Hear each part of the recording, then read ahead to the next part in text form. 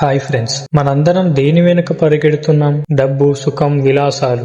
కానీ కృష్ణుడు ఈ శ్లోకంలో ఒక షాకింగ్ నిజం చెప్తున్నాడు. మనం దేన్నైతే వెలుగు అని నమ్ముతున్నామో అది జ్ఞానికి చీకటి అంట. మనం దేన్నైతే చూడలేకపోతున్నామో అది జ్ఞానికి పట్టపగలంట. ఈ విచిత్రమైన పోలిక వెనుక ఉన్న అసలు రహస్యం ఏంటో ఈ రోజు మనం తెలుసుకుందాం. ముందుగా శ్లోకం అర్థం ఏంటంటే, సమస్త ప్రాణులకు ఏది రాత్రియో దాని యందు జితేంద్రియుడైన యోగి మేల్కొని ఉంటాడు. ఏ సమయము నందు ప్రాణులన్నీ మేల్కొని ఉంటాయో అది తత్వాన్ని చూసే మునికి రాత్రి వంటిది. శ్రీకృష్ణుడు ఇక్కడ మనకు దృక్పథం అంటే పర్స్పెక్టివ్ లోని తేడాను వివరిస్తున్నాడు. మొదటిది రాత్రి మరియు పగలు. ఇది సమయం గురించి కాదు, అవగాహన గురించి. సామాన్య ప్రజలు ఆత్మజ్ఞానం, క్రమశిక్షణ వంటి విషయాలను పట్టించుకోరు. అది వారికి చీకటితో సమానం. కానీ జ్ఞాని ఆ ఆత్మజ్ఞానం కోసమే మేల్కొని ఉంటాడు. రెండవది విషయ సుఖాలు. ప్రజలు డబ్బు, అధికారం, ఇంద్రియ సుఖాల కోసం తాపత్రయపడుతూ ఉంటారు. అది వారికి పగలు.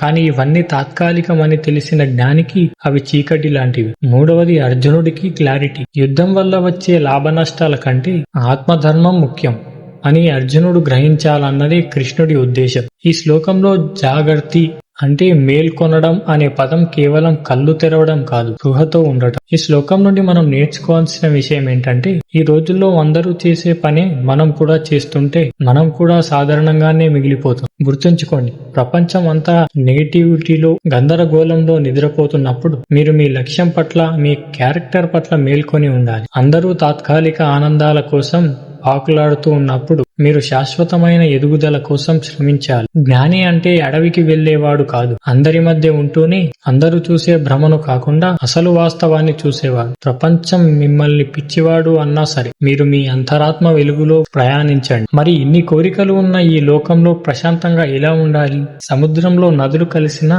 అది ఇలా చెల్లించదు.